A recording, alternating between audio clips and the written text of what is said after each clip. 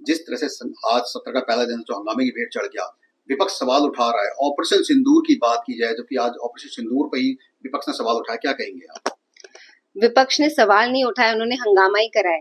उनको सवाल उठाने थे, पूछना था, और हमारे देश के नेता बिल्कुल तैयार बैठे थे उनके सारे सवालों के जवाब देने के लिए, पर उन्होंने जवाब नहीं दिया और इतना ज्यादा हंगामा मचाया कि उसे रद्द करना पड़ा।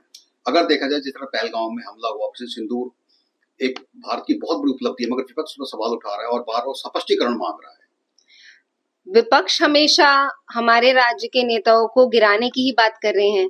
वो इस चीज में मान्यता दे ही नहीं रहे हैं कि ऐसा कोई भी चीज हमारे देश में कभी हुई नहीं। जिन्होंने आतंकवाद को बिल्कुल खत्म कर दिया, आतंकवादियों के गढ़ में जाके उनको मार दिया, इस चीज के बारे में उनको ज्यादा जानकारी मिलनी चाहिए। लेकिन वो बस हमारे राज्य के नेताओं को गिराने के लिए विपक्ष उस चीज को दिखावा कर रहे हैं। देखा जाए, कहा जा रहा है कि भारत में शिक्षा का भगवाकरण किया जा रहा है। क्या लगता है ये कहाँ तक सही है?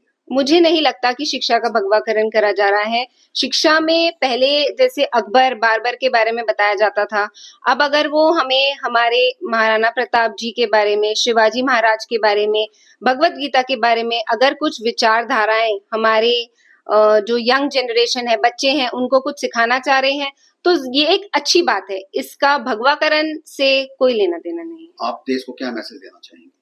मैं यही मैसेज देना चाहूंगी, जैसे हमें सब लोगों को साथ जुटकर मिलकर हमारे नरेंद्र मोदी जी जिन चंद पदों पे चल रहे हैं, उनको उनका सहायता करनी चाहिए, उनका सहयोग करना चाहिए, और उन्हें हमें सब लोगों को मिलकर हमारे देश को एक ऐसे शिखर तक पहुंचाना चाहिए जहां तक अभी किसी ने नहीं देखा हो।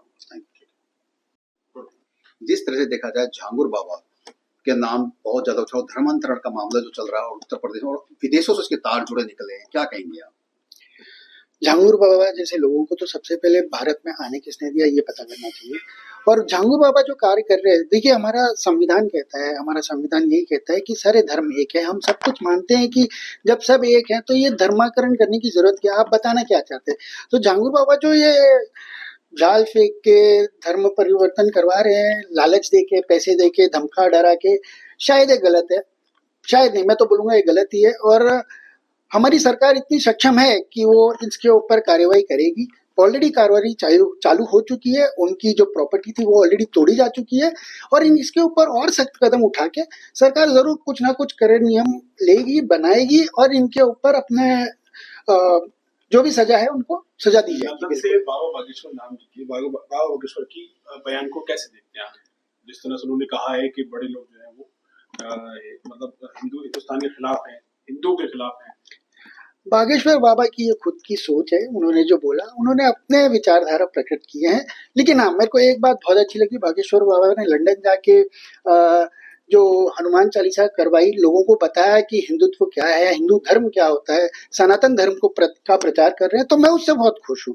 लेकिन बाकी जो उनकी सोच विचार है, उन्होंने अपने सोच विचार प्रकट किए, उसके ऊपर मैं टिप्पणी करने वाला कौन होता? अगर देखा जाए जिस तरह से महाराष्ट्र में भाषा का विवाद चल रहा है और बाकायदा कहा जाते हैं महाराष्ट्र में रहना है तो मराठी सीखना होगा, तो इसे कैसे देखा जाए? देखिए, हर भाषा अपने अपने राज्य के लिए एक बहुमूल्य चीज होती है, उसकी पहचान होती है। आप पहचान बना सकते हैं, जबरदस्ती थोप नहीं सकते।